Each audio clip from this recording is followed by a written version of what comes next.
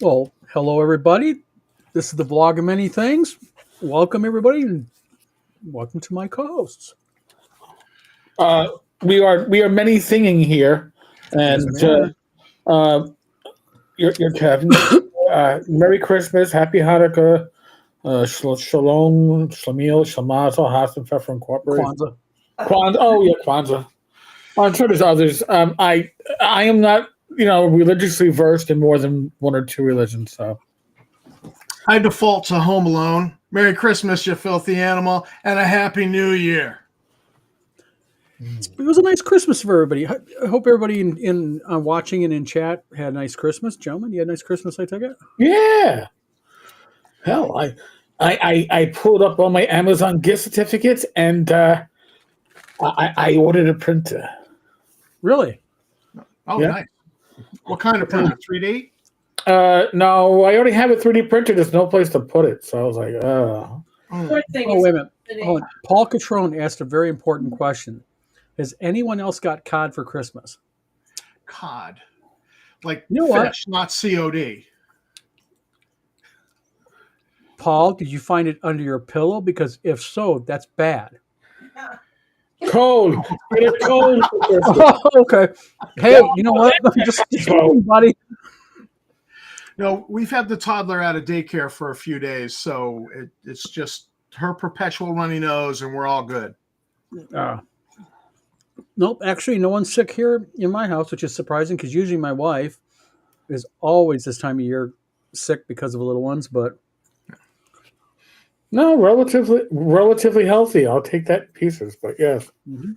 But no, I ordered an Epson 4850. One of the doesn't use cartridges. It uses like a well of ink that lasts like a year. Oh, You mean nice. the Eco Tank where you got to buy the separate Yeah. bottles? Yeah. Okay, hands down, positively, absolutely a superior printer.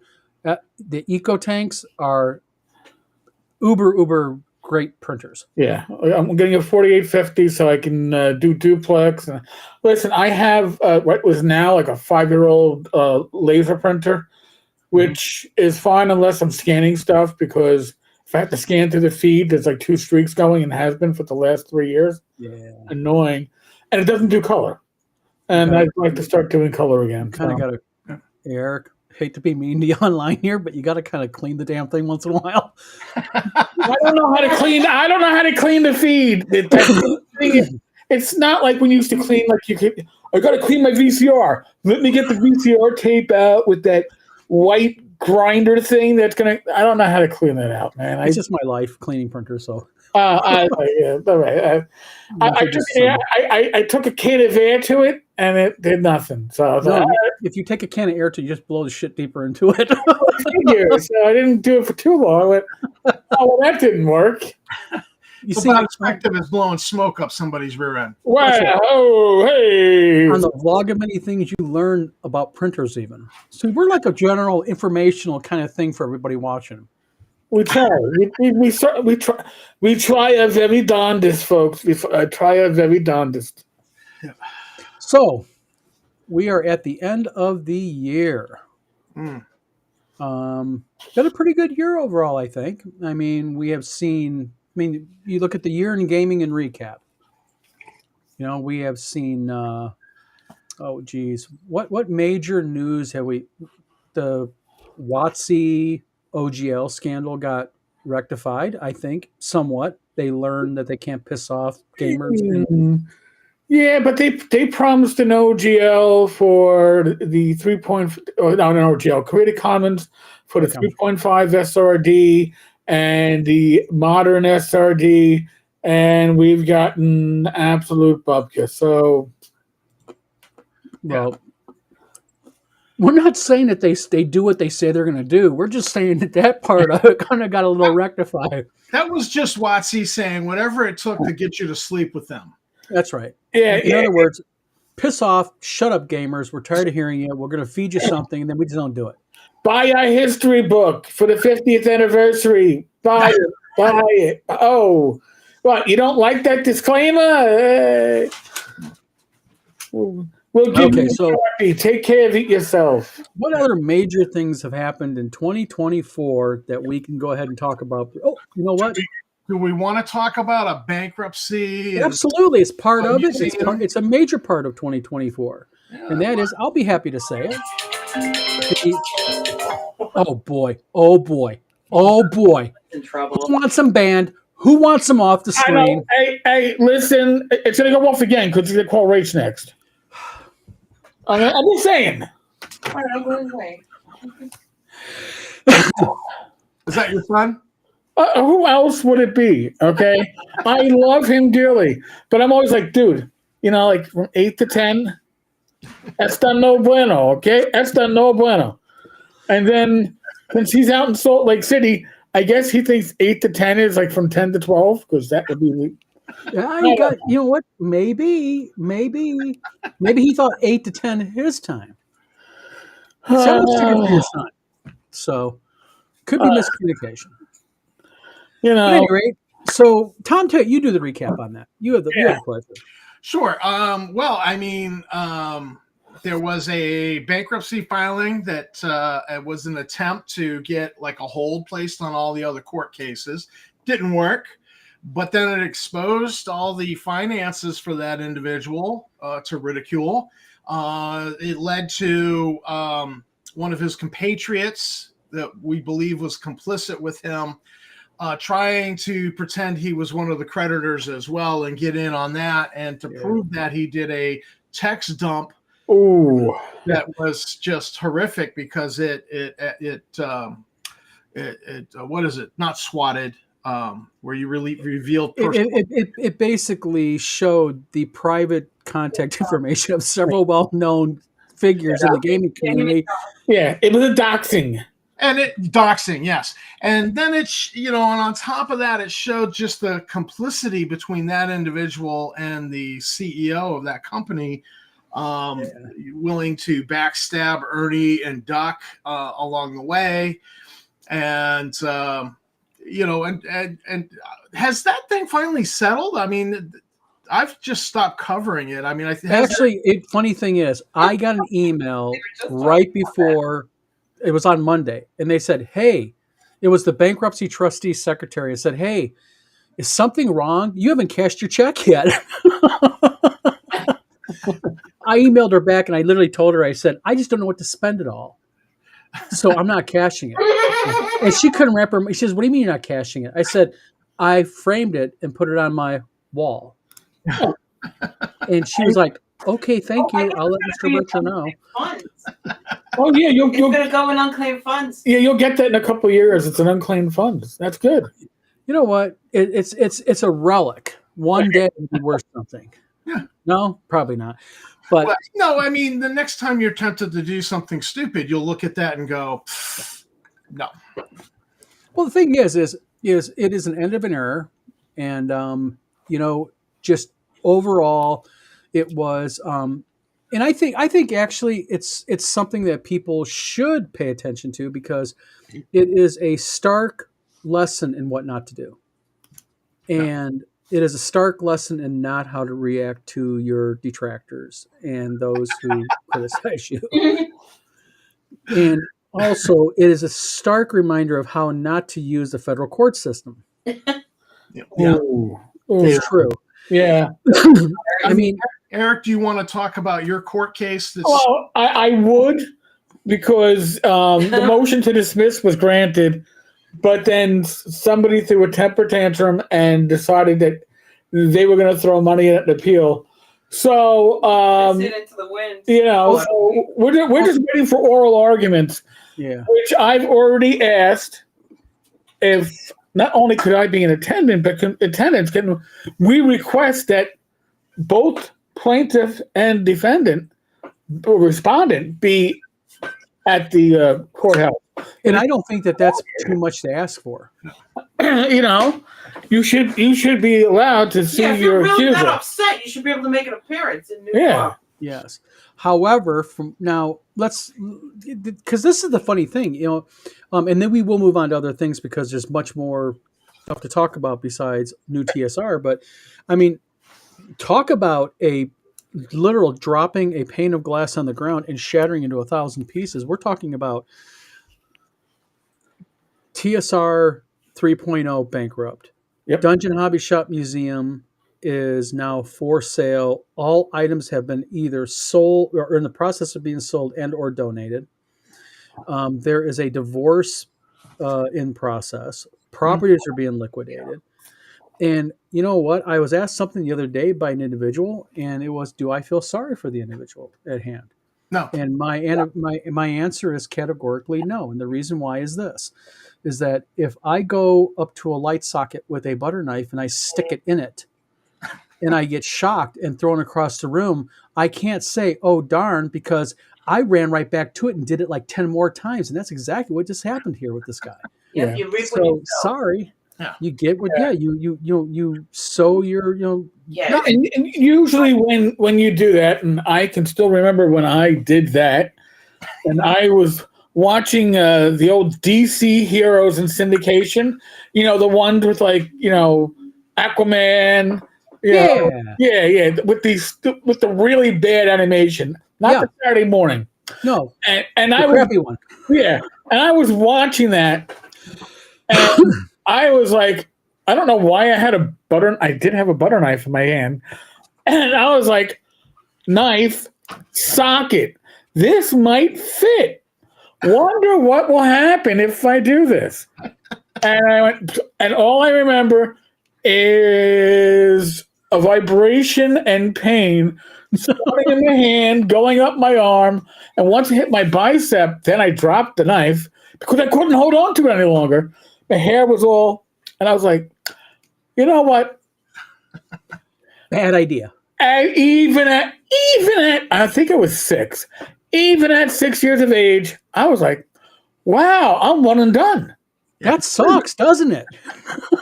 Mom, this sucks. Oh, no. Not telling Mom would be, This what is the a hell grown are you? man who keeps sticking his Why did you? finger in the What socket. what are you, stupid? Did I raise you for that? No, you don't tell Mom. When your hair's standing up, what is it? Static electricity, Ma. Static. Yeah, but that's exactly what this is. This was just been an individual sticking his finger in a light socket or the fork in the light socket over and over and over and over again. And I'm just going to make a prediction. I don't think he's done. No. Yeah. And the other point on do we feel sorry for him? He forged documents. Yes, he did. The forged On a here. lot of money to pay for a signature. The handwriting expert to go. No, this is most likely. It's not Don. Categorically not Don, but most likely this individual. Well, not only that, but it was also this and him and his freaking brown shirt goose stepping moron out of Tennessee, Dave Johnson. That document, that affidavit they made up the NDA. Yeah. And it's like my signature on the NDA. That ain't even close to my signature. I didn't know what the hell that thing is. And you'd think he had copies of your signature. He could just lift it in Photoshop or trace it, and Give him ideas. well, you're talking about. the expert? Yeah, unfortunately. Okay, I'm going to rely on Sergeant Stina next to me here. Oh shit. Okay, hold on. And get your police hat on.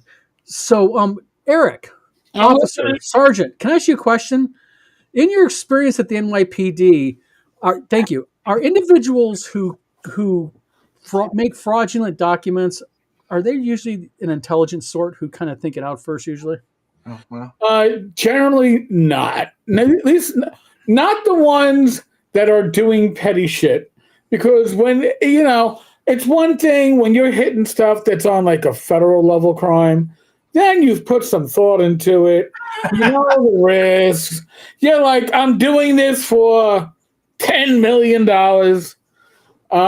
don't mention $10 million because that was what the dollar amount that was quoted to me that he was going to get out of Wizards of the Coast. Well, I was going to say 1 million, but then I was like, oh, wait a second. This is going to be an Austin Powers moment. Where I go, $10 million. But usually, usually the low-level forgeries are somebody forging a sibling, a roommate, a neighbor, some random person whose check they stole. And it's not. affidavit that they said they're fraudulently made. Yeah, I mean, yeah. I remember when I was just a cop, I do remember talking to one of the squad guys, and he was like, the one thing you shouldn't forge is actually a notary signature because although technically in New York and even now, you don't need to stamp it. If there isn't a stamp on it, it's always going to get vetted by the state. Yep. Always. And then it becomes a problem when it's like, well, who the hell is this? Doesn't match anybody in our records. And the thing is, he didn't even have it notarized. He had it witnessed by Scribble. Well, because that was the smartest thing that happened. Okay. And for those of you who do not know, and we'll end this poor saga, Mr. Tenkar and Mr. Verrill were in the bankruptcy hearing with me when I questioned Voldemort. And when I questioned him about the affidavit, his attorney objected. And the bankruptcy trustee went, no, we're going to talk about this. And his answer was he could not say where it was signed, anything. But then he went, oh, yeah, by the way, yes, Michael Hovermill gave it to me. Remember? Oh, I had nothing. As far as I know, it was given to me by a third party who was very, very honest. Yeah, remember? But at first it was like, he's going to prison. The charges are coming soon. That's true. So, I mean, you suffered a lot of harassment and, mail to your wife's work, different things. You've suffered an awful lot. We all have. I wouldn't feel sorry for him. I have no sympathy. None. You get what you ask for.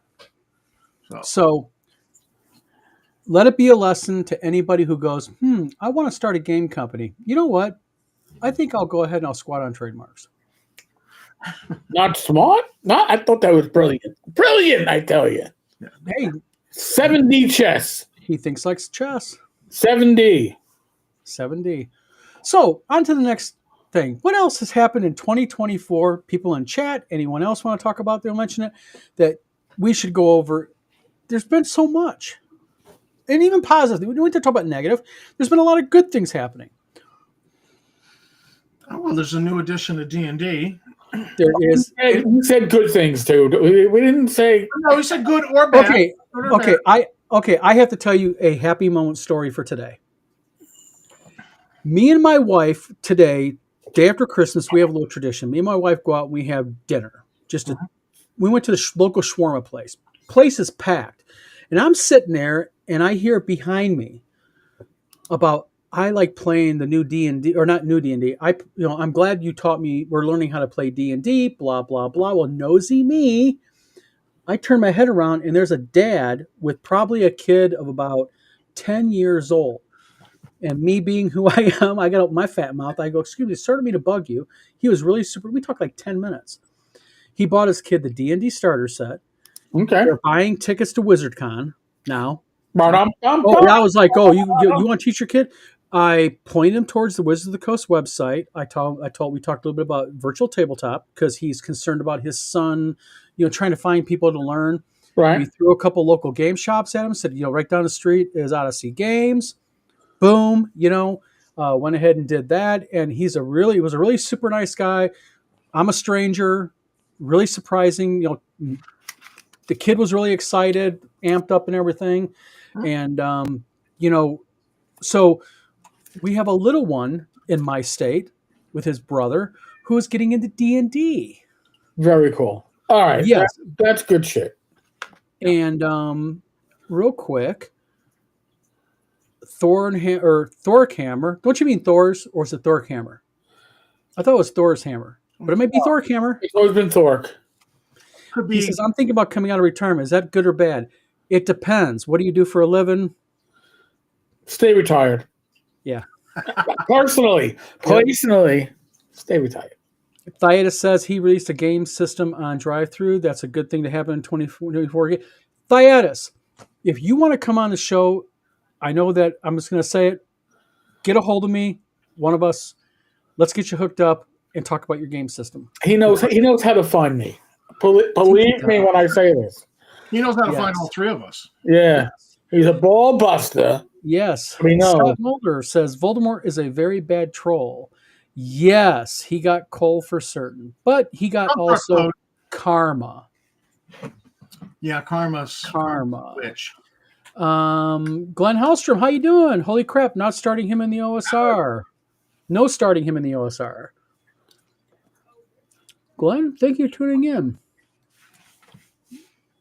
He says, I'm a professional streaker unless it's winter. Stay retired. He retired. You know what? The pay isn't worth it, and I'm sure the disability is a hard. Well, Don't say, well, man, there's nothing hard if he's doing streaking. yeah, in the yeah. winter. I'm just saying, it'll be a unique disability. Time to take a deep drink out of his mug there.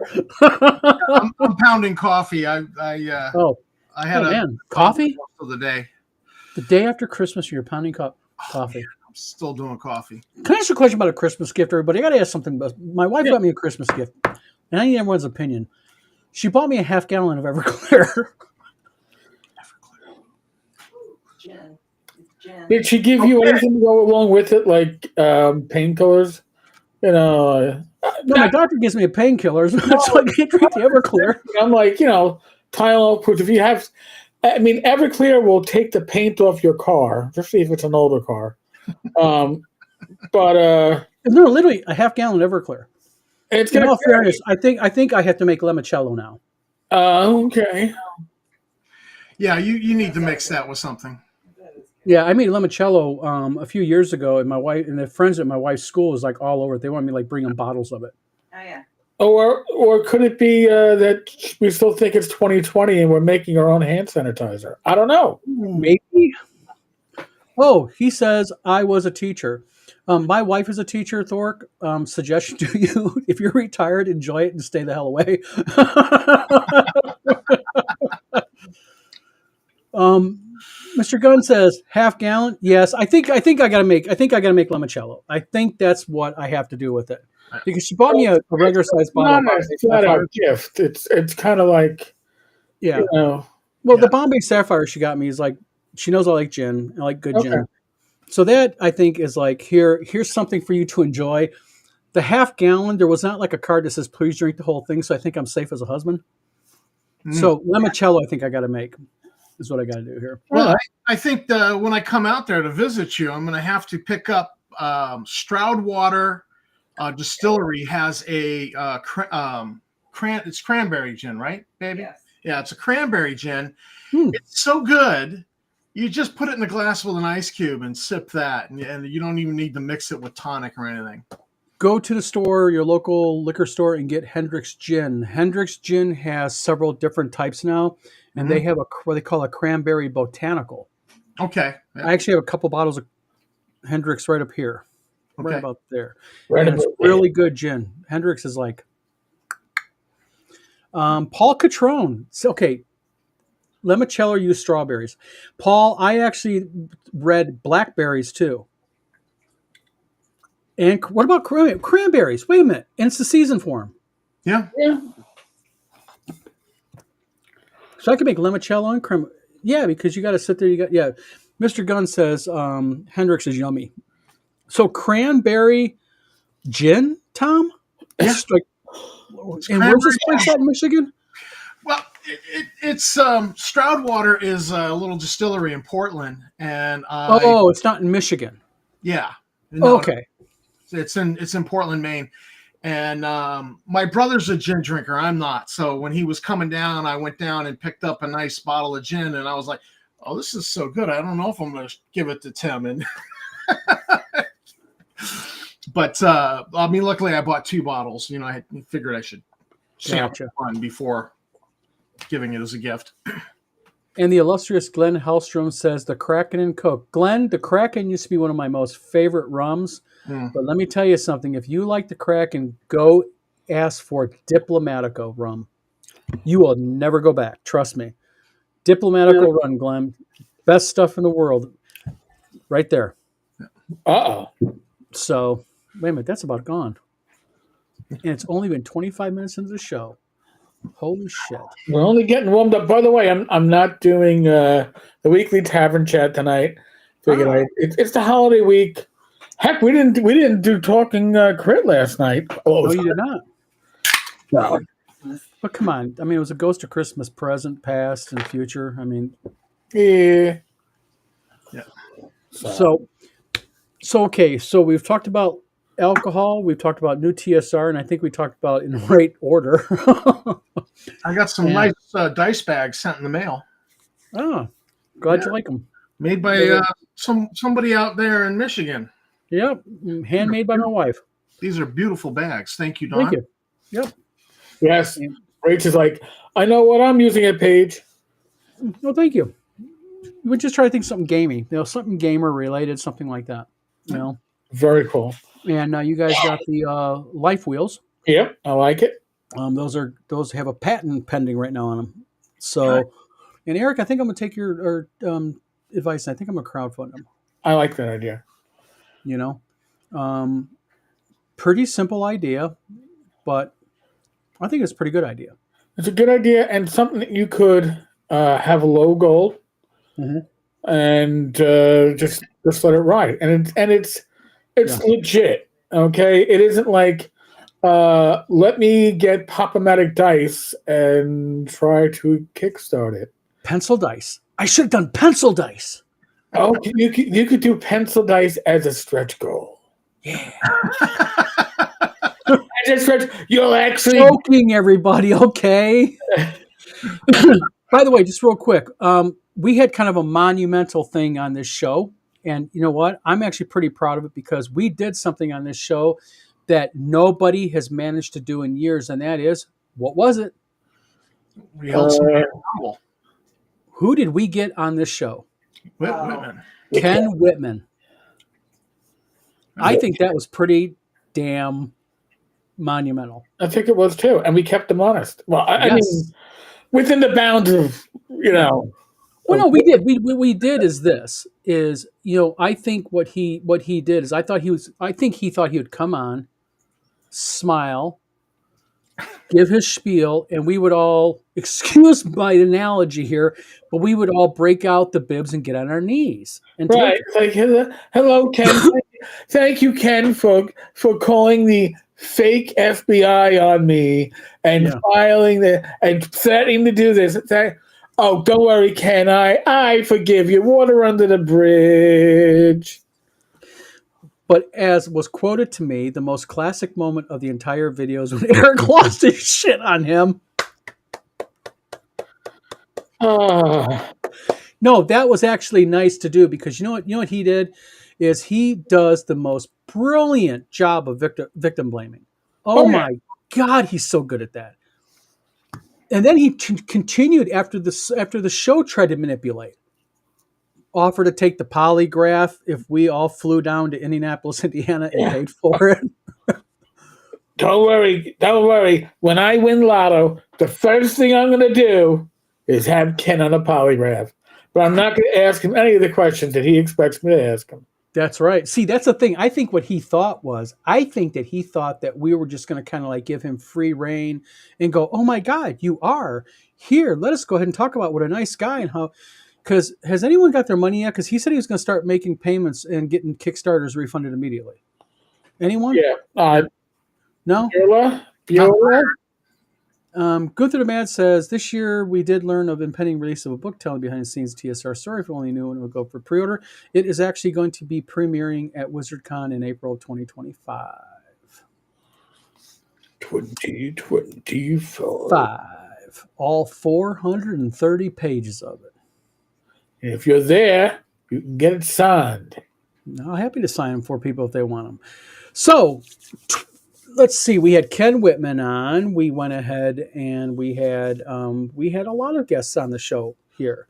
Yeah, trolls in the comments. We had a lot of trolls, and been quiet. I think people are preoccupied right now. Yeah. Well, we had Wenger on. Yes, and you guys sent me screenshots of those. So he tried there. Yeah. Did you ever unban Porth Hiatus, Tom? Yeah, no, he said he could see my channel, so I think what I did was I hit like mute him for an hour or something like You that. gave him a temporary timeout. You got a timeout. Yeah, so I was Gotcha. desperately trying to ban VGA PMI, and accidentally clicked on Thyatis. Gotcha. I sent him a heartfelt apology, and No he's like, problem. "Don't worry about it." So because he's Mr. Gunn, have a good night. All is forgiven. So, with the new year, I know everyone thinks, everybody makes promises at the new year. But anybody have any plans for the new year? Eric, Tom, people in the chat, anything, any Yeah, new well- things happening? Rach and I will be doing a live stream on New Year's Eve. So get the Gamers Health. And folks, so this weekend, oh my God, it's almost this weekend. Saturday Night Gamers Health, we're going to include a link for the Discord server. Good. Have this Discord server. The Gamers Health channel will have a link for joining us using Restream. So if you are somebody who likes to hang out on Gamers Health, you want part of that community, you want to hang out on New Year's Eve, you want to come in for 10 minutes, an hour and a half, your choice. We're leaving it open. So it'll be a lot of fun. Awesome. Dias says he is over it.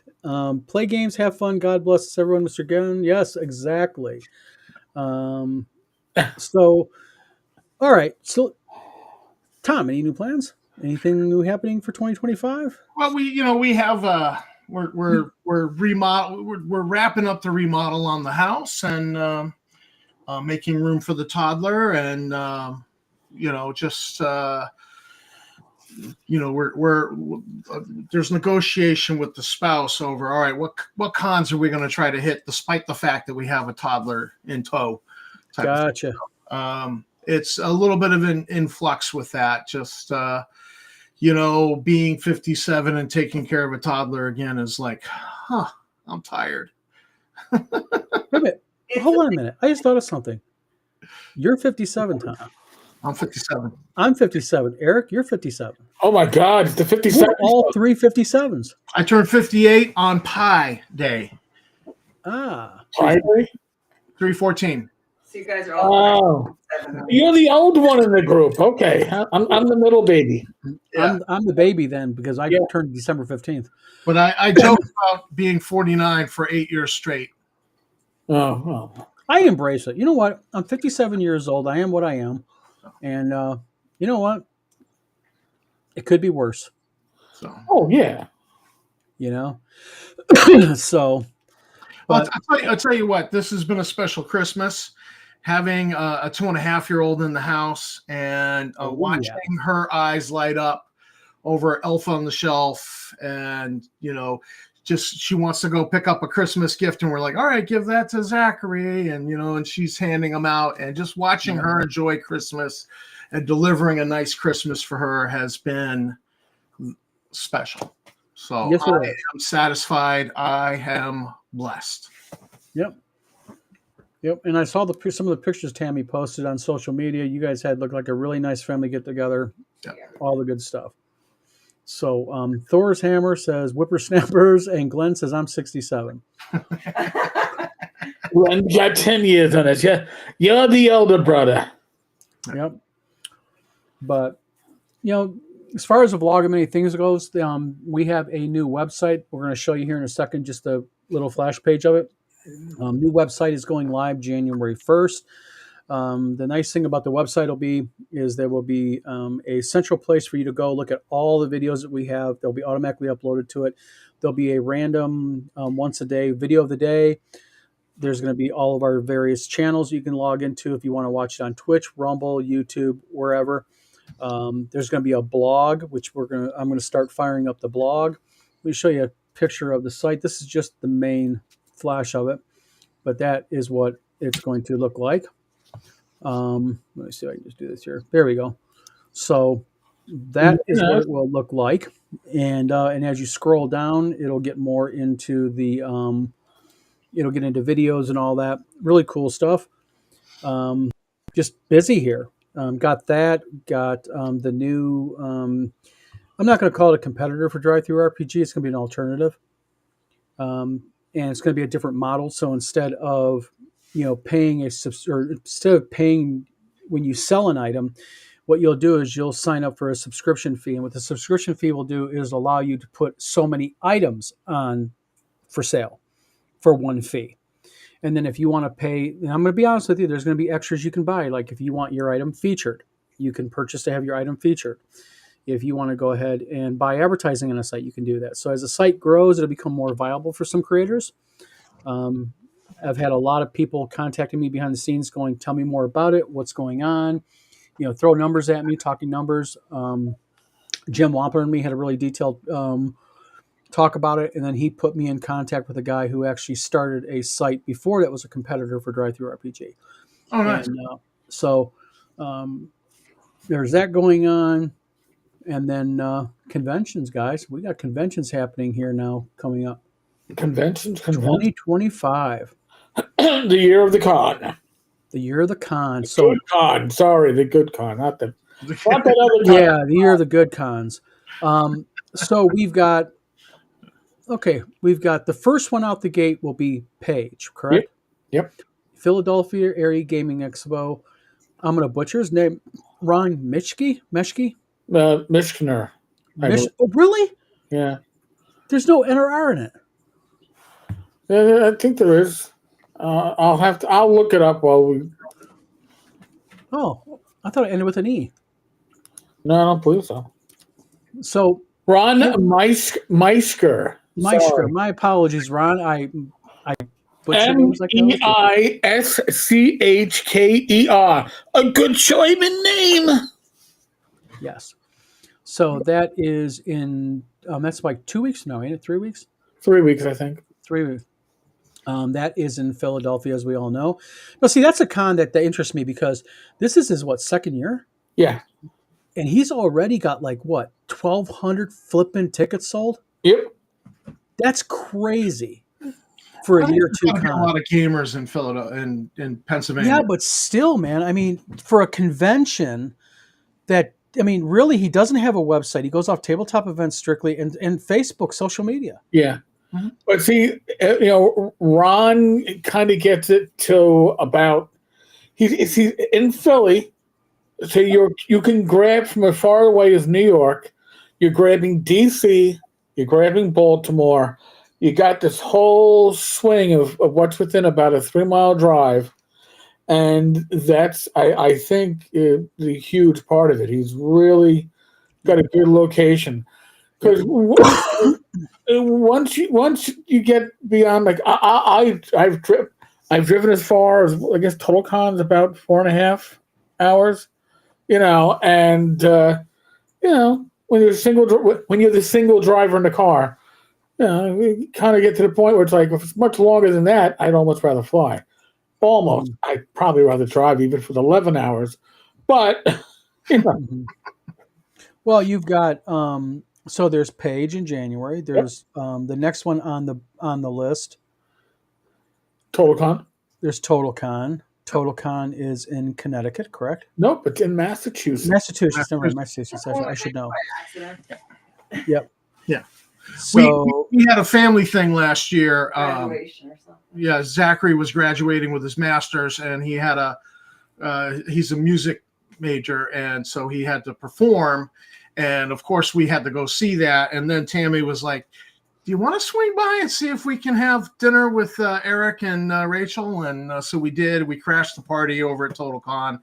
It was great, even though we didn't play any games. But now, are you coming to Total Con this year, Tom? Tammy? Yeah, we should be. we should be able to. We got to figure out the baby though. It's different when you're no longer empty nesters all of a sudden. Yeah. Sorry. That's right. So- Yeah. So then what else we got going on? There's conventions going on. There is Page. There is Total Con. There is I don't know what Magic User Con? No, Sorcerer Con. Well, in March, there is Gary Con. There's TSR Con, and no, that's right. That's no, wait, that might happen. VentureCon. VentureCon. VentureCon is though in July, I think, or June. VentureCon's been growing and growing. He keeps moving the ball forward.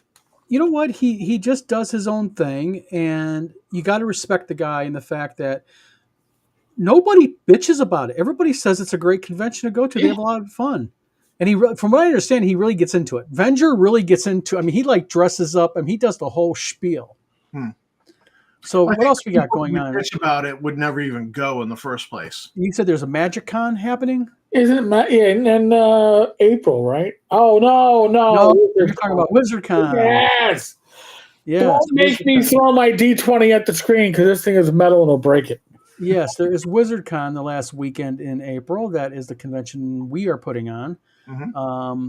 And along with Wizard Con, I will plug him, even though he has attacked me. There is Dave Con happening the same weekend in Minnesota. Dave Simpson Con? No, although you know it's going to be really interesting to mention Dave Simpson. I got to tell you, Dave Simpson, I guess, loves to go to TotalCon. Yeah, I can't wait to meet him. I'm going to shake my hand. He saw him and he just didn't seem to want to. No. Hold on. I'm putting on my proper headgear. Hold on, wait a minute. You mean to tell me that I'm not going to get an interview by Dave Simpson on Gamers on Games? Come on, guys. On Gamers on Games, the vlog and many things crossover. Dave, while I talk about gaming, you talk about suicide. And real simple. We're going to break into a side thing about this Joker. All right. He actually had the audacity to get online the other day. I don't know which one of you shared it in chat, but I ended up watching it.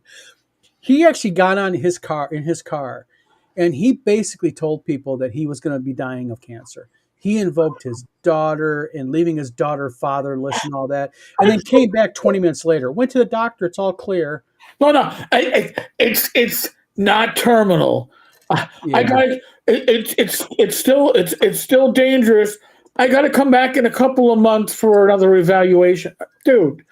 As somebody who's had cancer, somebody who's had congestive heart failure, was hospitalized 3 times in 2020. They don't say come back in 2 months. Yeah, hey, you're not leaving without an appointment. You're not leaving without your follow up if it is serious. Yes.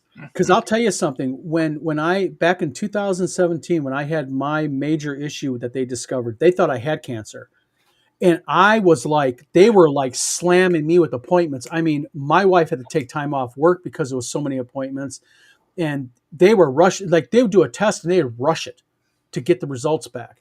Thankfully, not cancer. But the point is, they didn't go come back in 2 months.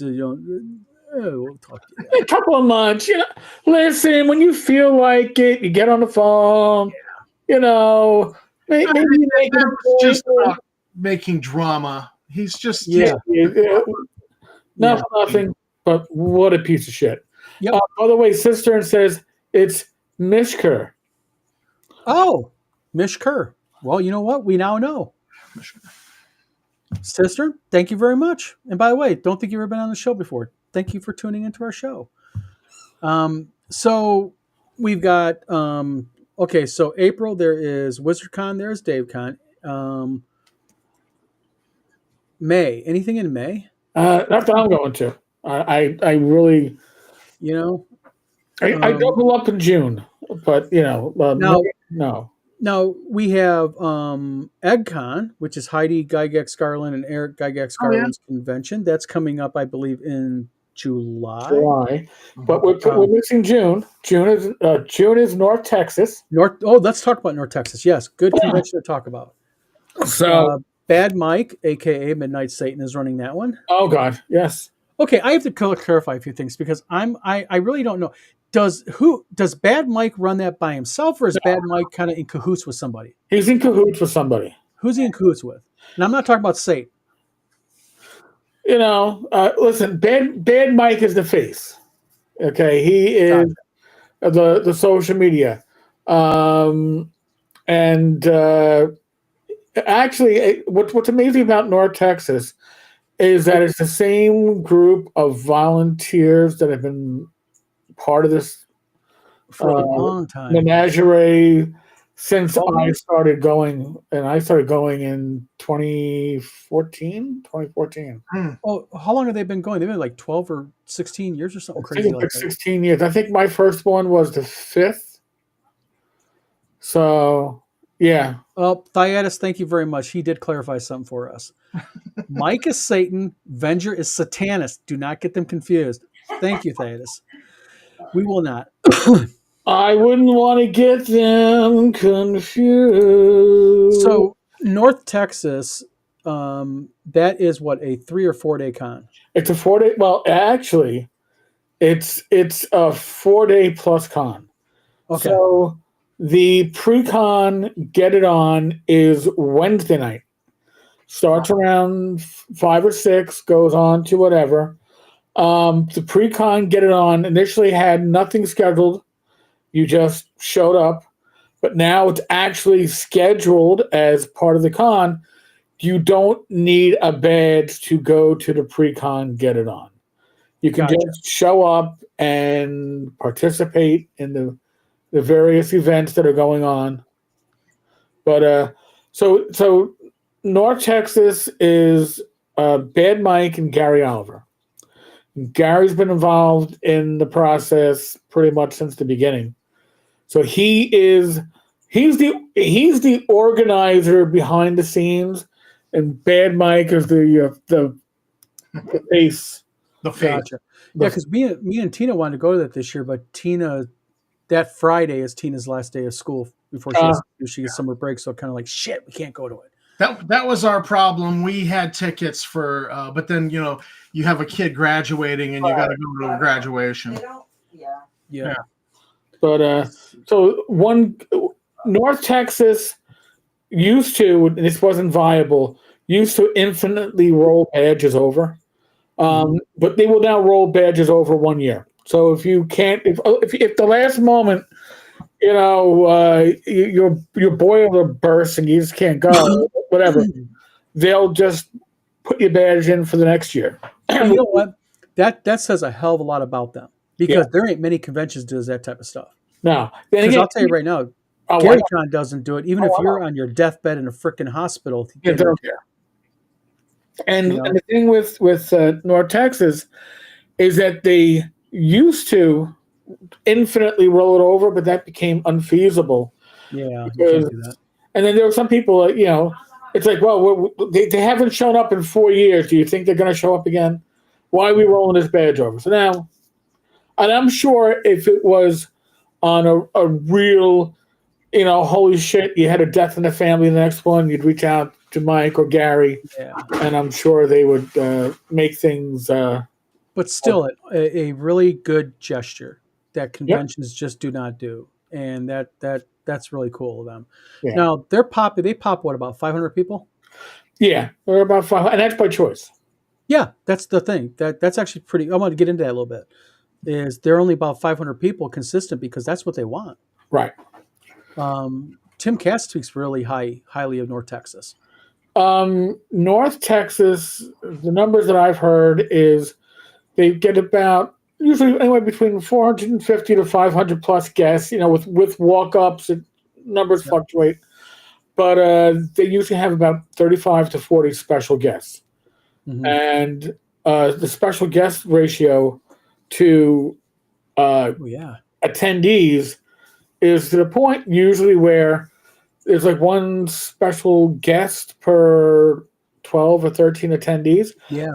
And they don't do signings. They don't do, if you want somebody to sign something, you just go up and approach them and talk to them. They want the special guests to interact with the attendees. That's what we're doing at WizardCon. We're not having like signings and everything. Yeah. We want people to all first convention, everybody to interact really well together. And that's the part of the magic of North Texas. And like TotalCon is similar in a lot of ways to North Texas. Its attendance is about twice.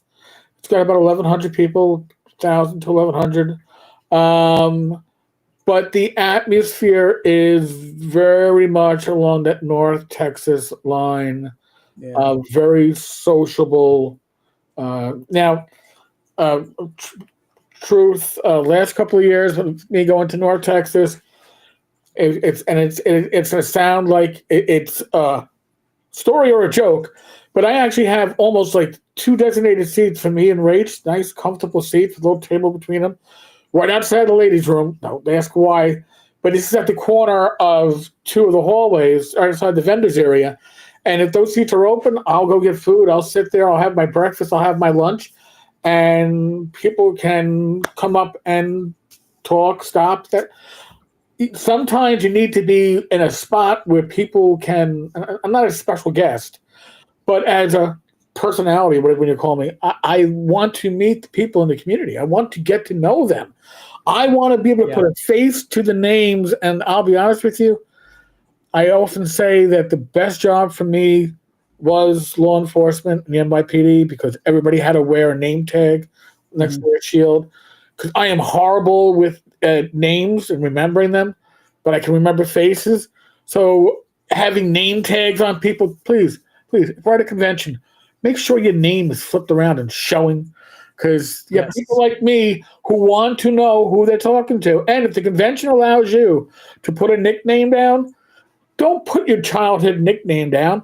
Put your most used screen name if you're so I can go, oh, that's Bubble Butter or whoever you're posting at. But at least I know, or Terry R. or Tabletop Tap Room. So then I can make that connection. And not just me, but others. You know, I go to conventions to socialize. Will I play games? Yes. Will I run games? Yes. But that's not what I'm there for. I'm there to meet the people from this community and to make that connection. I think that's more important. Yeah. But we follow North Texas with Central New York Con, which is is that a new con? It's a new con. I'm gonna and Roger. We're gonna put. I'll butcher your name, Roger, and I'm gonna just call you Roger Rabbit as a shortcut. But Roger Rebis. I say it's Rabis.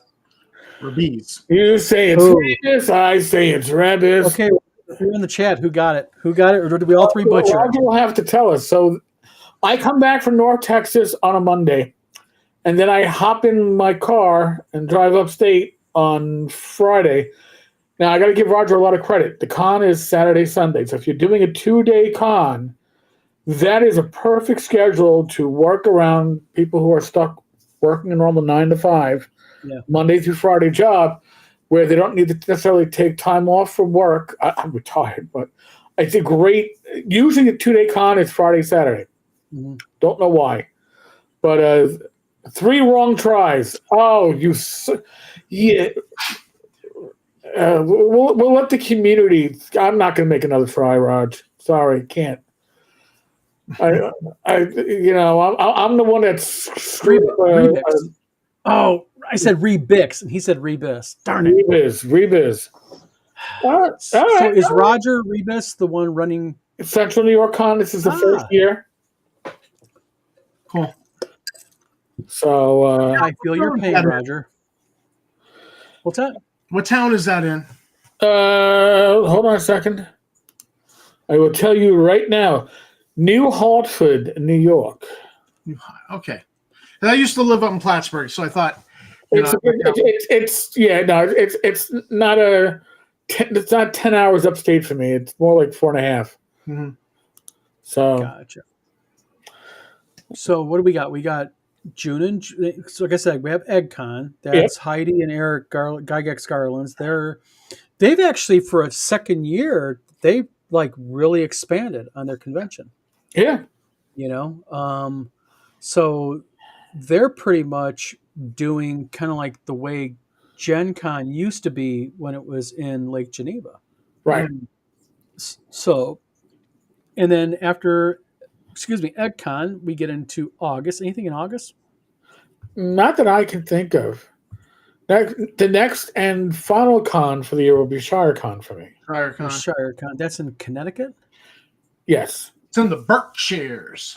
Berkshire Mountains. And if you go south, it's the Catskill Mountains. If you go south of that, it's the Pocono Mountains. It's the same mountain chain.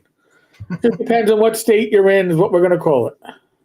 Now, anyone in chat or anyone watching, does anyone know of any other conventions we have not mentioned or talked about? Because um, that's one of the things that's going to be on the vlog of many things. There's going to be a convention list that is not going to be by far complete, because Eric made a good point earlier. Is there's a lot of like 1 day events and stuff, and it's not really a convention. It's more like a game day. Days, they used to organize a lot of them on EN World.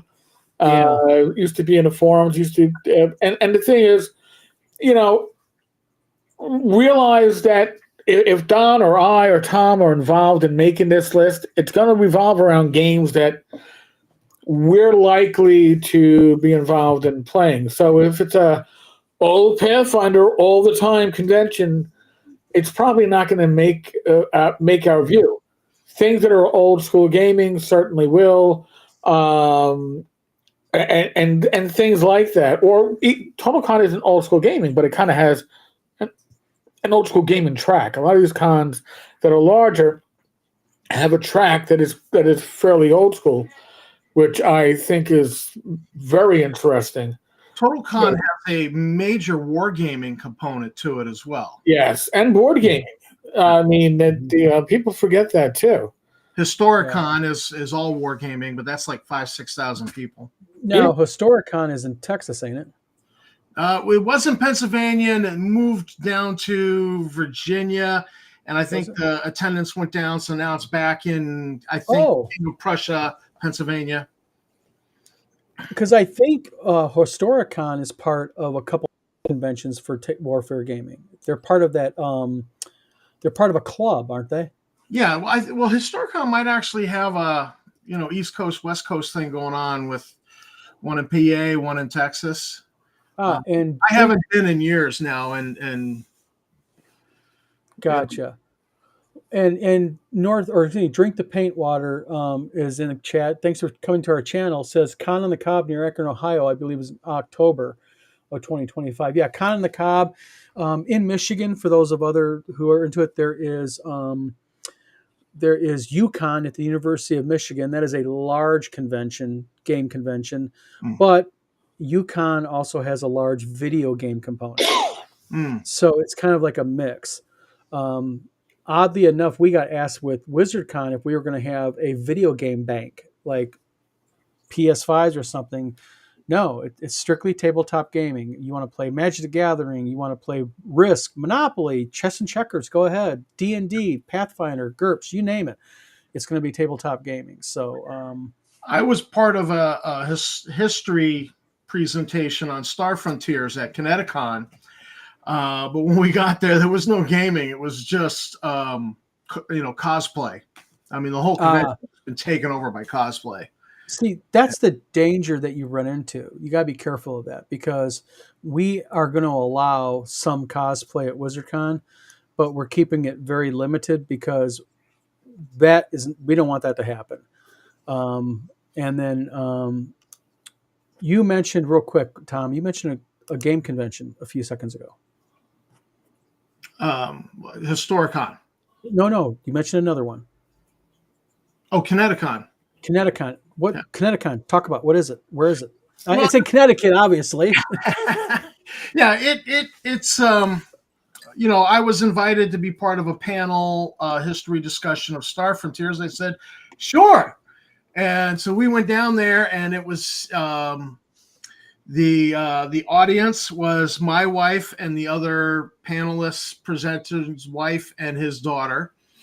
And so we had this big empty room. We filmed it, pretended there was an audience, and so it was great. But the whole convention, there was a great dealer room, but the whole convention was cosplay. Yeah. See, you got to be careful of that. That's not how it was advertised. It was advertised as family friendly. Yeah, family friendly, and the thing is, that's the thing with us. We're not really doing cosplay there. What we're doing is we're having a costume contest on Saturday night, and that's just a fun thing designed for people, because we got a lot of people saying, "Hey, can I dress up on? Do we have a contest or something?" We're trying to have a lot of fun with it. Roger Rebus says Historicon is run by the HMGS, Historic Miniature Gaming Society. Yeah, that's the guys.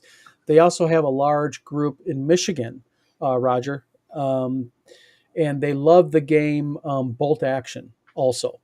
Okay. And we're going to have Bolt Action at the convention, but we've actually been boycotted formally by the local Bolt Action Club. Oh, wow. The reason why we got boycotted by them, they're actually on their Facebook page saying do not attend WizardCon, is because they wanted to attend WizardCon and they wanted 25 8-foot tables. And we said we could not give that to you for the entire weekend because of other people. And they said, we need 25 tables to play Bolt Action. What kind of convention are you? And the guy went up my left and down my right. And I was like, hey, I'm not mad at him, but Right. you know what? We can't just let you have 25. We can accommodate you. We can give you like a room. We got several rooms willing to do that. Nope. He wanted 25. He wants it to be a Bolt Action convention. Game con. Yes. Mhm. So, and Thaieta says Bolt Action is a fun game, and it is a very fun game.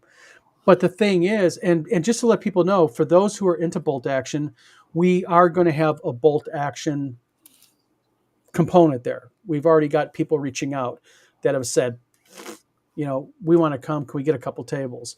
So, Thaieta likes his Ruskies. Yeah. Got the T-34s. Mhm. So, but okay, so we've got there's been a couple conventions.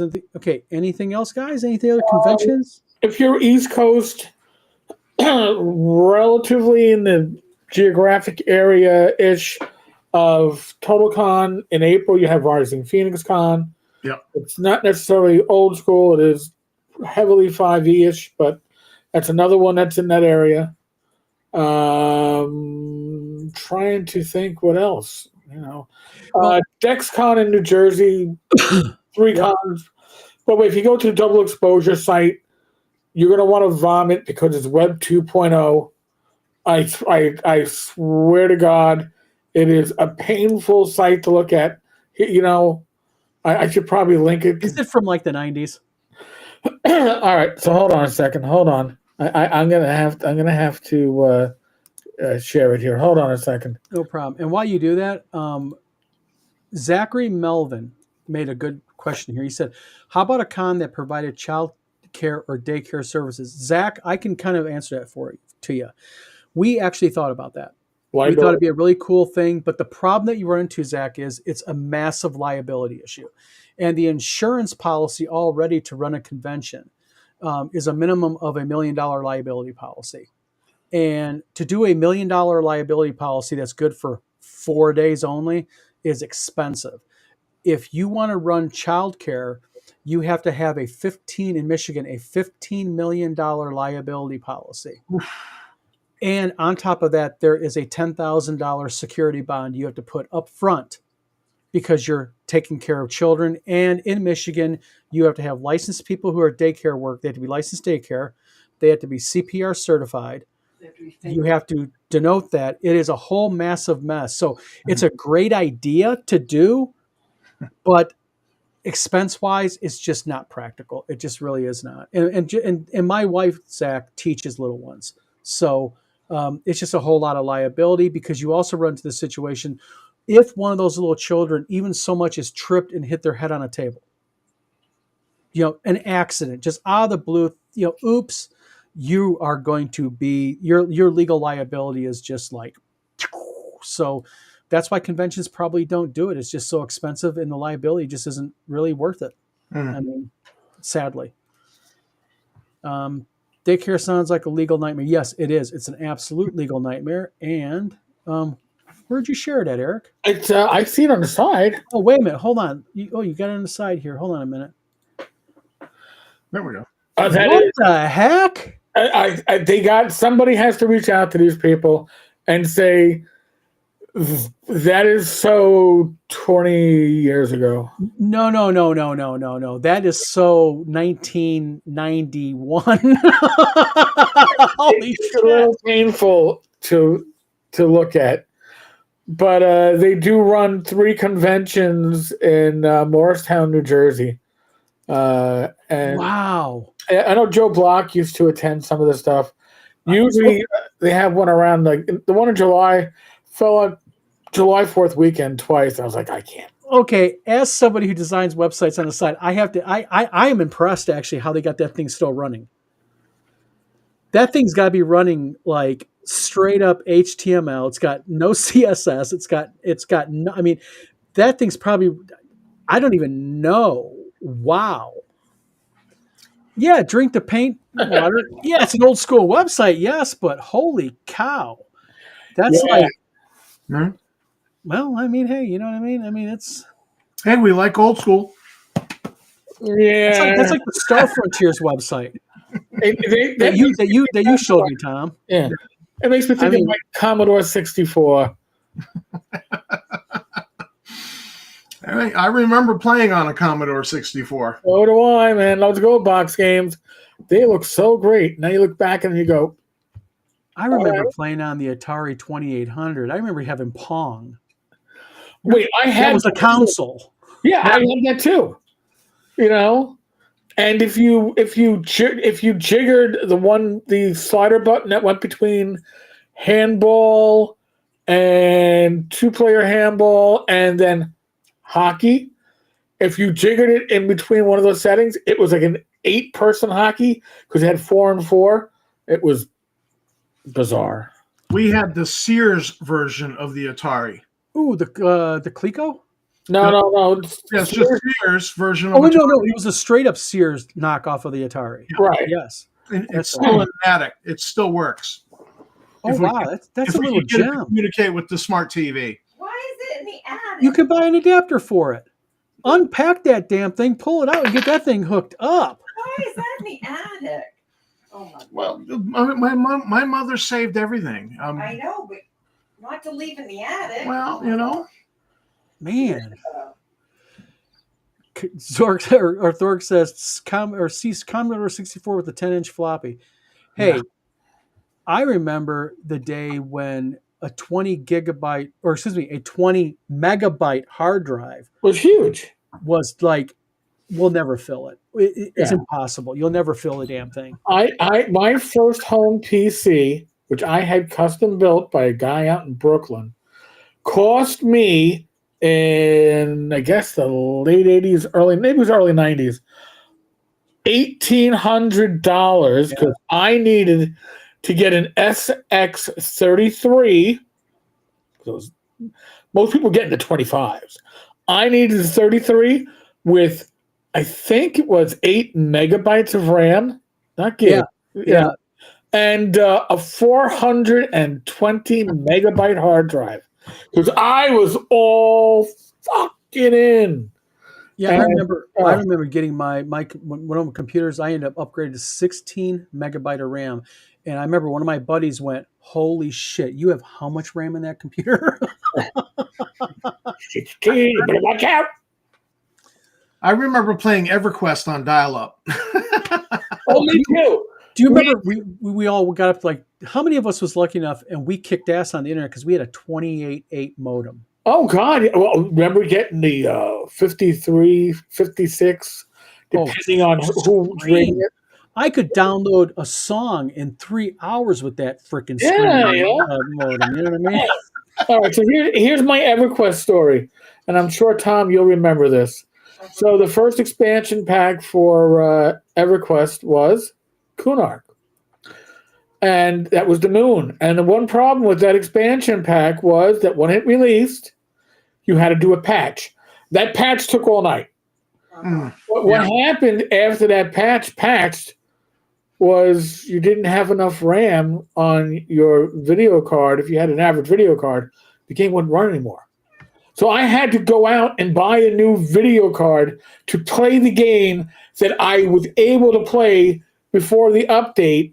Oh, Sucker, they got you. The game, and I couldn't play it, and I had to go out and buy a video card. Yep. Yeah, I feel your pain. oh man. That's like Microsoft Flight Simulator.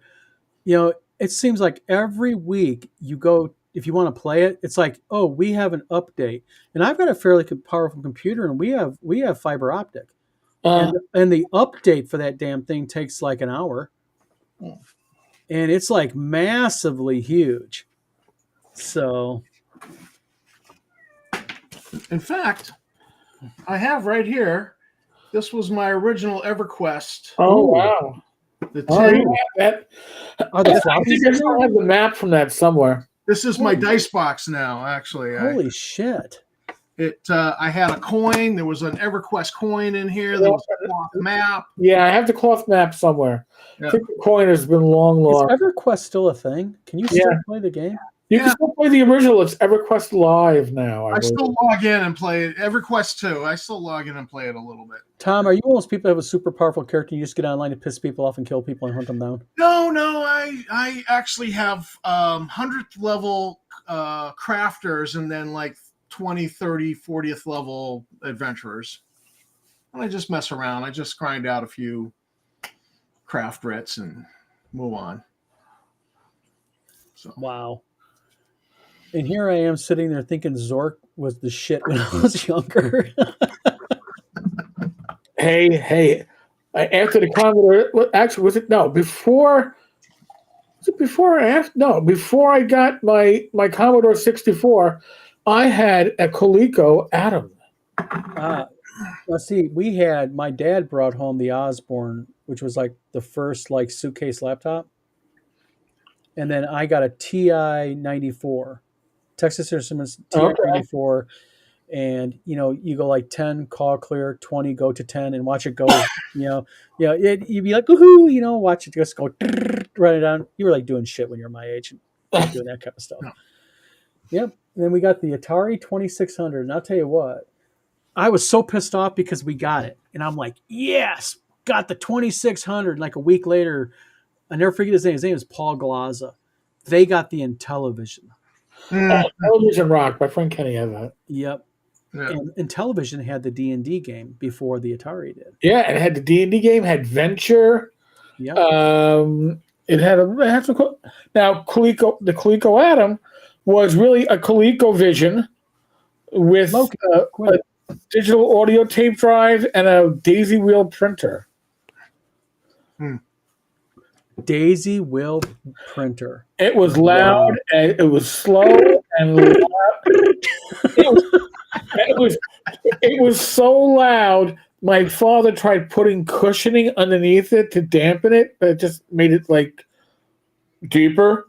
And it was like ka-chunk, ka-chunk, chunk, chunk, ka-chunk, chunk, chunk, ka-chunk. I was like, oh my God. Why am I printing anything out? Not that I can program anything on it. I couldn't even program a dice roll. It took like 10 minutes to print one page. Yep. Yeah. Yuppers, how far we have come. And now we got Eric blowing dust in his computer and having to buy a new one. Listen, it's had that streak for a couple of years. I'm just like, all right. You had a streak on your printer for 2 years. Not when I to clean it. Only when I scan through the feed. Do one page at a time, not an issue. But when you got to scan like 18 pages of a legal document, it's like, all right, well, good enough. But I wanted a color printer, and I got the Amazon gift certificates and a little money on my credit card from your cash back, and I was like, oh, wow, it's only going to cost me $23 after tax out of my own pocket. That works. Yeah. And courtesy of Rob Conley of Batniatic Games, I got the Epson 8550. That's one of the ones I have in here. And that can do 12 by 18 and then 11 by 17 or up to just shy of 12 by 18 borderless. And that's an EcoTank, because you bought an EcoTank. Yep. For those of you who do not know what EcoTank is, it is a printer where instead of buying cartridges or toner, you had to fill the ink wells. And you would think that it's a ripoff, that there's a gimmick here. But if you're going to print fairly regularly, and this is the only downside of them. You got to print at least once a week. Yep.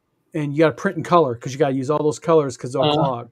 But if you print, oh my God, those things print nicely.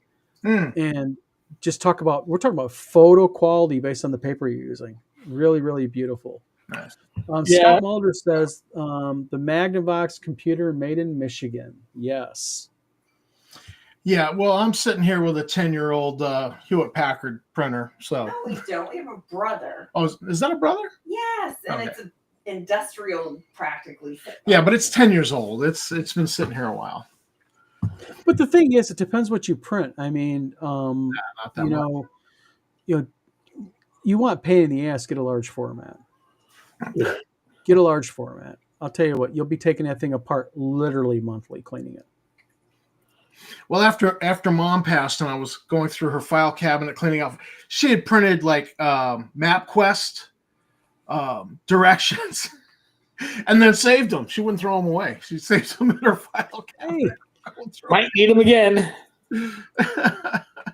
Roger Rebus says, I print constantly from D&D stuff to homeschooling stuff. Yeah, I mean, I'll tell you what, and he has an EcoTank, he says. Yep. I'm sorry, I got talk. EcoTank, he just got talk up because I gotta admit, when he went ahead and said buy the 8550, I was skeptical because I got online. I was like, oh, it's an EcoTank. No. And I was like, okay, it's on sale. We'll pull for it. And all of a sudden, boom! I'm like, ooh, like really nice. So, but any other plans, anyone, for 2025? Anyone have any like long range plans for their channels? Well, for my channel, listen. I know from talking to people. I know from looking at the numbers. I have viewers either on the other side of the pond or the other side of the world. I'm going to try to add a live stream once a week, probably around 12 noon Eastern time, to fit better into the schedule of others. It might be solo. I might grab one of these guys with it. But it'll be a bit more freeform than the other stuff. And your channel's grown quite a bit in the last year. Yeah, it's been doing pretty well. We are adding Rumble. Tonight's probably the first time I've streamed to Rumble in a couple of months. We're streaming to Rumble too here on Vlog. The Twitter live streams have been doing extremely well. So, like I said, for Tinker's Tavern, but for my channel, we're going to do, like I said, a live stream daily on a daytime. The day is going to change only because it's for my appointments and my wife's appointments and my father's appointments during the day. So I can't just say it's going to be Wednesdays at noon because it might not be Wednesdays at noon. Mm-hmm. The Discord, normally I took today off because it's the holiday week. Yeah. But usually on Thursdays, if I'm not at a convention, we're doing the speakeasy Thursdays at 9:00. Now, real quick, explain what your speakeasy is. It's just a hangout. People don't know. It is literally just a hangout of gaming geeks and such from around the world. Our regulars include Dave from the UK. We have a regular from the Ukraine. We get an occasional visit from, I think, Thailand. We get people from around the world, but again, now this is going to be once a month, and I'll announce on the Discord. I'm going to throw in a hangout that's going to be in the afternoon Eastern time to better accommodate people from different regions. It is literally an hour and a half to 2 hours of unfiltered talk about whatever. It includes world events because, again, we have somebody from the Ukraine. We've had it when he's been on, and it's not recorded, folks, and all that stuff. He's been on, and we've heard the announcements in the Ukraine that there is a warning for impending bombs being dropped, basically an air raid warning. You're like, makes it very real. Okay, wherever you stand on this, it makes it very, very real. Yeah. But that's just part of doing things with the community, for the community. The Substack is going to be the videos that me and my friends put together, highlighting the best of the last week from each channel, and also my development as I'm working on Blades and Arcana, the core of that, throwing some ideas out there, which I've gotten some good feedback. especially from James Spahn, who's been like, "Good idea, but no, you're overcomplicating shit." I'm like, "Fuck you, James. Love you, Gotcha. fuck you." Scott Mulder says, "Did I get Don? Did you get my product samples?" Scott, no, I did not. Did you email them? How'd you send them? Drop me a PM via Facebook, okay? When we're done here, and I'll chat with you about it because I have not gotten anything. Yeah, it's the same. We just hang out and talk about stupid crap, Yep. gaming, current events, people just shooting the breeze. It literally should feel like you're hanging out at your local bar. The conversations go from gaming to sovereign citizens. Dave from the UK loves to point out videos he's watched, to people talking about the events in their lives and health, the latest gaming news and crap. Gotcha. So literally just kind of like a speakeasy, sit down, informal, shoot the shit, have some fun, and So we've had nights where it's only been 3 or 4 of us. We've had nights where we've had 14 people on it. By the way, for most people, it is push to talk on Discord. Because the last thing I want to do is have somebody log in and they're eating as they're listening, and all you hear is chomp, chomp, chomp, chomp, chomp, TV in the background. So it's push to talk. And if you have a special reason that you need to have the mic open, I have it open because I'm hosting. But let me know and we'll make it work. But Gunther asked a question. Gunther says, "What about Zork?" Gunther, Zork is an awesome game, and this is nothing for 2025. David Floor is lead programming on it. I am doing all the artwork for it, all the storyline writing, all the maps, all the items, and we're putting out we're putting out a game called Zonk, which is a ode to it, but it's kind of like Eye of the Beholder mixed with Zork mishmash. So good stuff. So Tom, anything? Well, I'm working on projects connected to Blades and Arcana, Star Frontiers. Just our life got turned upside down when we had a toddler move into the house, but in a good way, upside down in a good way. Upside down in a good way, yeah. And it's and that's been special, but I'm also fighting with the insurance company to get some surgery on the knees, and so I can get back to real physical labor. You got that coming up in January, don't you? Well, actually, we found out the surgeon was out of network, and I can appeal. Oh, geez. I can appeal, but I read the thing, and it's like, you understand that, and it's basically a legal document written by a lawyer that makes you obligated to pay. When I shouldn't have to pay, I should have my knee replacement 100% covered. So I'm not doing the appeal to get the out of network. I'm going to have to start all over with a new surgeon who's in network and just do the whole process. And so it's going to delay the surgery on that, because I'm sorry, no, they're. I read that document. I could share it with you. It's a horror show. It's like, you understand, you're going to be obligated for this. You're going to be obligated for the difference between what we're going to pay and what the doctor actually wants. He's not obligated to take our money. You're going to be on the hook for the full amount. We'll pay 10 cents on the dollar. Go fuck yourself. That's I read between the lines and I saw the go fuck yourself. Yeah, absolutely. Yeah, and that's a real shame, because I'm sorry, they don't tell you need knee replacement unless you need freaking knee replacement. Well, they let me see this doctor, and then and it's I don't know he's out of network. How am I going to know that? Well, if he was out of network, how the hell are they paying for him to begin with? because they'll let you see him and do the copay. Okay, yeah. So I have a copay to go to the doctor's office. It's minor copay. I pay it when I'm there, so I just don't get a bill. And then they're like knocking on my door for the hey, you haven't paid your bill.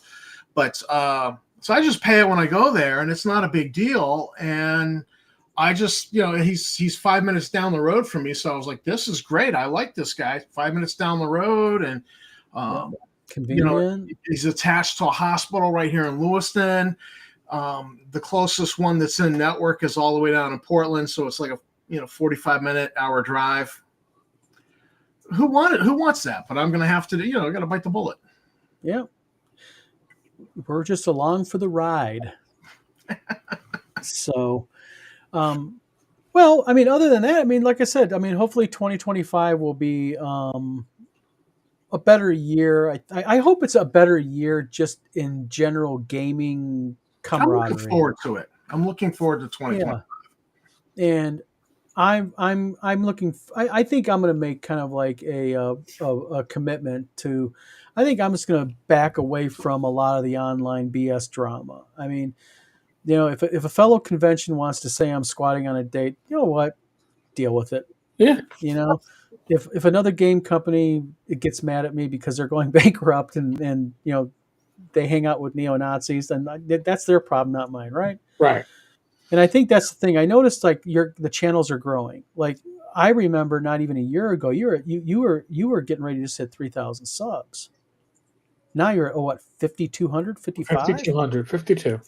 Yep, and you're at hitting almost 1,000. I'm 800 and something. Gotcha. So I mean, slowly growing, and that's a good thing. And I think what's happening is just, I think you're a good example, Eric. Is your channel's growing the way it is because what you're doing is you're centering on true gaming interests and true gaming news. Right. And I think you're a poster child for it because it shows one thing that, and I learned this on TikTok. I actually just hit a milestone on TikTok where I can do lives now. Oh, nice. But the thing is what I learned is that you have to put out content constantly. Like you can't just relegate yourself to a video a week and expect to really grow large. I mean, people want to feed, they want to be fed content and such. And, I think that helps a lot, but yeah, here's to a good 2025. I look forward to it also. Definitely. Real quick, JP got rockets. Thanks for tuning in the channel. He says, or they say, we saw the results of a runaway health insurance system not supporting that action, but sentiment is commonly shared. The problem is this. This is the problem, JP, that I have, is that you cannot call yourself the best country in the world when health care is weaponized and people who need knee replacements can't get it because of this now and that, and now they got to go through more pain, more disability, more issues because now they got to go through the entire process again. And we can't, how many people are dying because they can't get the medical care they need, but here's the thing. We look at other countries like medical service, and if you look at it, it's just like prescriptions. If you just need generic, it's a great prescription plan, right? The moment when you get into name brands, then you start getting bent over. If you look at Canada, I speak from Greg Gillespie's experiences, and I have an aunt that lives in Canada, and basic medical care is awesome and it's free. She has a shoulder that she can't move, and she's had to wait. Well, I think she just got it. She had to wait nearly 2 years for an MRI. Mm-hmm. And we can get an MRI same week, sometimes nearly the next day. So, and it's because, yes, our system works on profits. Obviously, somebody's making money off it, and that's why. Whereas their system has, it's the government was only going to spend so much money, so there's a backlog on specialized care. If you want your general care, you are fine. I know Greg, I think, needed a surgery, and I think he has been waiting over a year to get it, which in the United States, if you and that's a big if, right? If you have the health insurance, you're generally not going to wait that long, and certainly not a year. Or look at Dave from the UK, one of the regulars on my channel, and certainly hangs out on Thursdays. was waiting 2 years for cataract surgery. Mm-hmm. Oh, I mean, with my insurance, it's kind of messed up. It's a good policy and it's connected to Blue Cross, but there's state of Maine mandates on it that complicate the situation. I believe it. And so once the state of Maine starts going, well, we want this, they start putting these mandates in place, it messes everything up. And so it's great insurance, but yeah, it's like my wife. My wife has through her school Mesa, and I have TRICARE. And the thing is we're lucky because it depends who's getting treated, but you have a primary, and what the primary doesn't take care of, thank God, TRICARE and vice versa takes care of. So Right. we're blessed on that. Because I'll tell you what, right now, if I had to pay my medical expenses since 2017, geez. we would be living in a cardboard box under a bridge someplace. I mean, it would have bankrupted us like massively. Biata says something interesting. He says, Don, you're telling me we were pre-approved for the birth of my last kid at a particular hospital. 4 months later, they pulled the rug out from under us, and we ended up paying $8,000 out of pocket. See, that's the thing, though, with me, just like with you, Tom. This is the problem with our healthcare system, I think, in general. And I'm not trying to get off on a tangent here, but it's sad when you can go to your doctor and they'll pay for it, do your copay Right. and all that. Doctor says you need surgery, and they say, well, he's out of network. And it's like, dude, come on. If he was out of network, then he would be out of network for you paying besides my copay. Mm-hmm. But what it is these insurance companies make deals with these surgeons to get on their lists, and they agree to work for a certain amount of money. Like we'll give instead of spending $50,000 for a knee replacement, we'll pay you 25. And they go, okay, we'll take that. Right. And that breeds, I think, substandard healthcare. Well, I'd like to plug my oldest daughter was born with a syndrome called Apert syndrome, and it's a series of birth defects that they fix with surgery. And luckily, she was born in Boston, and Boston's Children's Hospital. What would happen is that the surgeon was required to put the kid under anesthesia, do one procedure, take the kid out from anesthesia, bill, put the kid under anesthesia, do one thing, and so the surgeons at Children's Hospital were like, no, we're going to do 4 or 5 things. We'll bill for the most expensive, but we're not putting the kid under anesthesia repeatedly. Every single time it's so dangerous to do it. Yeah. Well, that was the requirements with Mass Health when we lived there. And, and the surgeons were like, no, we don't do that. We just bill for the most expensive thing. They were eating a loss all the time. And so all of a sudden we're facing a surgery, and my daughter's surgeon was suddenly out of network. And they suggested that I just get him to do the surgery and then eat the loss. And that pissed me off so much. I fought and they ended up paying the man because, he's the only surgeon in the world, him and one other, collaborated to write a book on her syndrome. That's it. These are the guys. These are the guys. Yep. Who you want.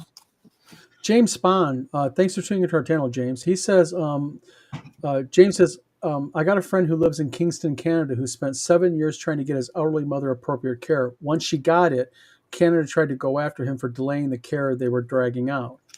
That's unreal. And then he goes on and says, on the other hand, I have a severely ASD daughter who will need lifelong care. She's got full coverage through Medicaid and disability, $250,000 a year in costs. But if I made over $35,000 a year, she'd lose it all. That's freaking criminal to me. Yep. That's the big thing. And again, we're not trying to touch on a touchy subject because we really hit a landmine when we talked about this last. But people wonder why people want to hunt down CEOs of insurance companies.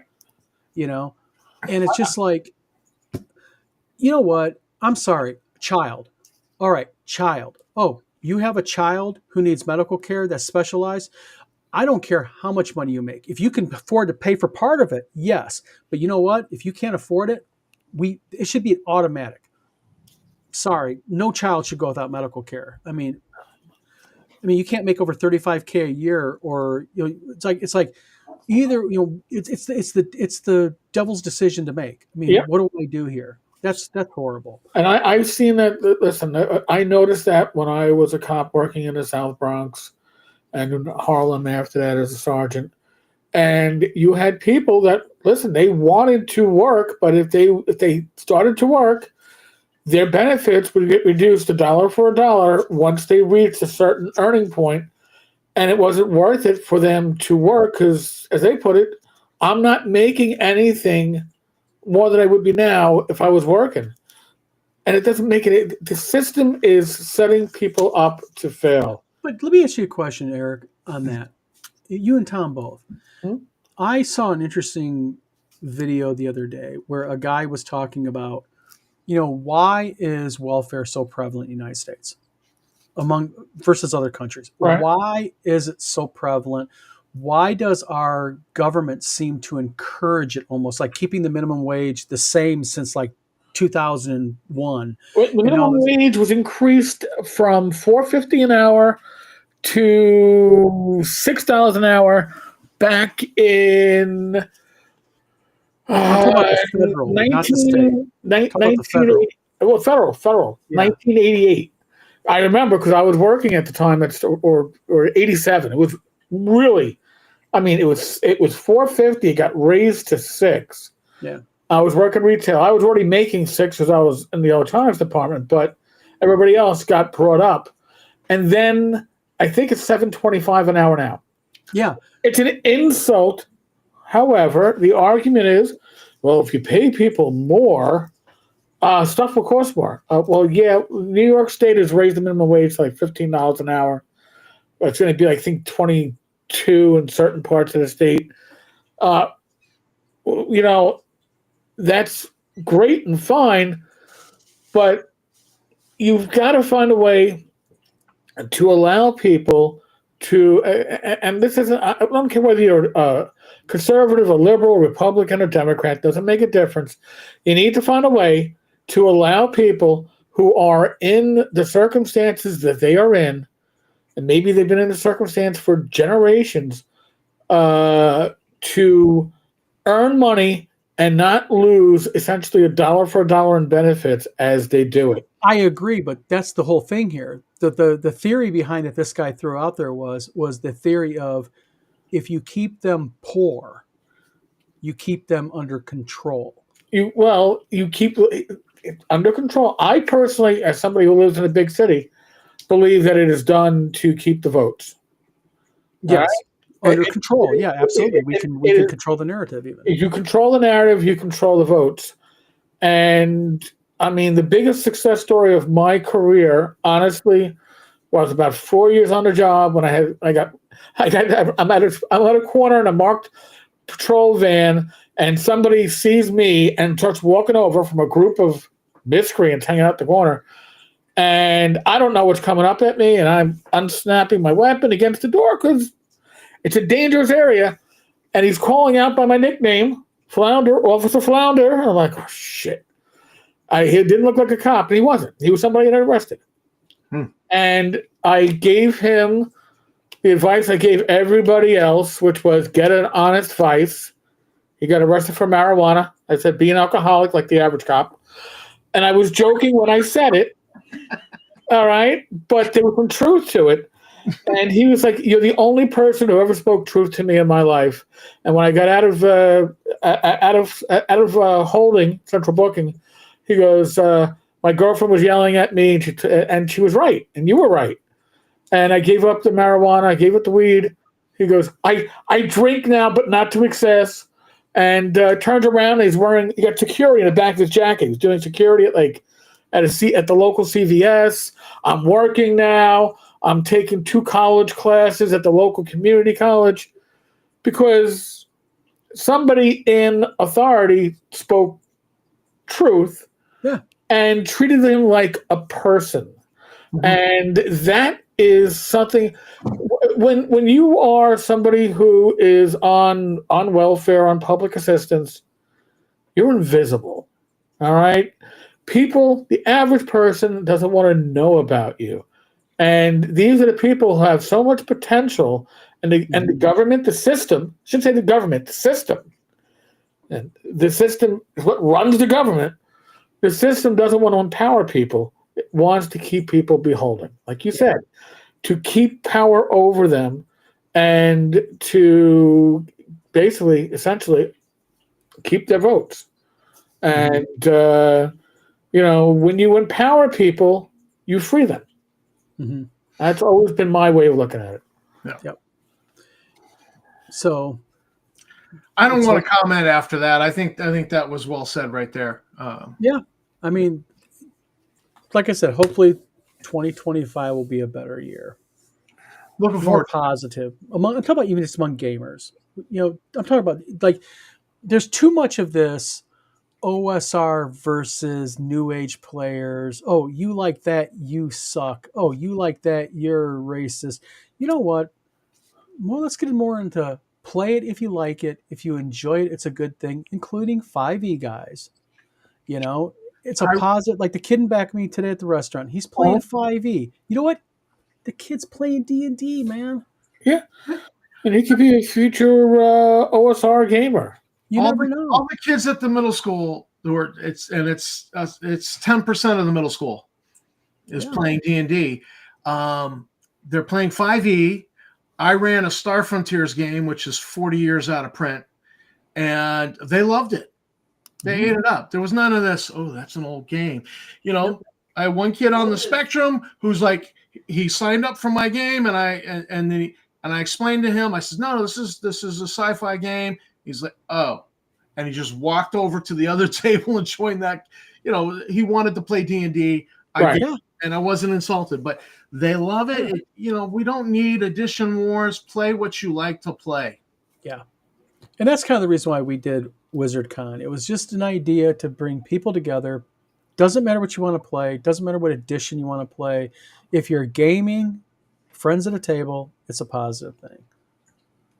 Yeah. So, well, we've been on here almost 2 hours, gentlemen. Yeah. I didn't think I would last that long, but the coffee kicked in. Oh, well, there you go. Good deal. So, shall we break this menagerie? Well, no, we'll break, folks, from me. Thank you all for the great support that you've given the three of us and our families over the last year. Amen. You have been amazing. The people have accused me in particular. You do clickbait. I don't do clickbait, but except the definition of clickbait, because I want the clicks to make all the money. All right, so folks, I'm going to tell you right now, nobody that you see on this screen right now is making beaucoup dollars live streaming or doing videos. We don't do this for the mad money. Trust me. We don't do it for money. What the hell are you talking about? Let alone mad money. My YouTube can pay out anywhere from maybe $70 to $100 in a month. This is the baller of the three of us right here. Yeah, right here should be drinking the good stuff. Here. All right? I'm the one that's maybe making $1,000 a year on this shit. And it goes back to the community generally. But we do this. The currency that we thrive on, all three of us, is your thanks, your praise, your feedback. Yes. Even telling us, hey, listen, you guys do a good show, but man, why did you have to have that fucking asshole Kenny on? You lowered your standard. Listen, we appreciate the feedback. Yeah. Even feedback that we may not agree with, we listen to and we digest. So if you want to know how best to reward us for what we do, subscribe, feedback. Leave a comment. None of us, if you reach out to us via email or social media or as a comment on one of our videos, we're not going to bite you. Yep. Okay. Also, for those watching, if you have an idea for a show, if you want a specific show, you can email the vlog of many things at thevlogofmanythings@gmail.com. Say, I want a show on this, or I have an idea once you guys cover this game. Hey, what about this person? Or like we had, who was it that came on? I forgot his name. The author. Oh, the guy from California. Yes, he reached out to us and said, hey, I'm an author. I wrote this book. Here's my background.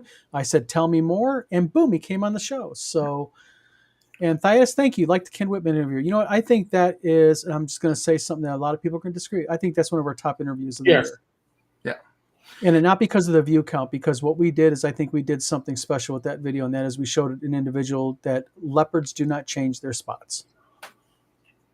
So I just wanted him to do something to move the ball forward, you know, and not give excuses. And you know, you got too much faith in fellow man, Tom. Yeah, you're too much. You're looking for a miracle. I don't expect I miracles. didn't work as a cop. Well, I didn't work as a cop, but I can see an asshole for what he is. You know, I got my bullshit meter going, and it was like, I was about to say, Yeah. if there's a bullshit meter on this computer, I'll tell you what, I have to sign off because that freaking thing would be overheating with that guy on. oh my You know, god. I just David Copperfield. Yep, I get it. I get it. You know, he said that the most sublime story in the English language is the prodigal son, and I just like a good redemption story. Yeah. I'd love to see the guy redeem himself, but he's not going to go there. He's just more spin his wheels and bullshit. You know, true redemption, the first step I really believe in true redemption is you have to look in the mirror and say you were wrong. Yeah, And that's the biggest problem with people like Voldemort and Whitman and such. it's always Tenkar's fault. That motherfucker. It's always, Yep. It's always this fucker's fault next to me. Oh. Everything, man. Everything. That's because you don't use your power for good. You know what? I'll give you an example about this guy next to me. You know what? Our electric bill was higher this month than normal. It's his fault. Wait a minute, that sounds like this sounds like Donald Trump. It wasn't me. It wasn't me. I didn't do it. I wasn't. Trust me. Fake news. Well, gentlemen, it's been a good year. Thank you for a year of these videos. Had a lot of good time, a lot of laughing, a lot of good Thank you both guests. for your friendship. I appreciate it. And thank you for Yeah. your friendship, You guys. guys I are great mean, guys. Love and you. everybody in chat, thank you very much for coming on. Thank you for, again, the vlog of many things at gmail.com. Drop us some show ideas. Love to hear from you all. Thank you to everybody who has tuned in, subbed, not subbed, doesn't matter. Thank you for just coming on, talking, and coming here every week. I see a lot of really familiar names every week. We also see some new names. So everybody, have a good new year. Safe new year. Happy New Year. Happy New Year. Happy New Year, everybody. And we will go ahead.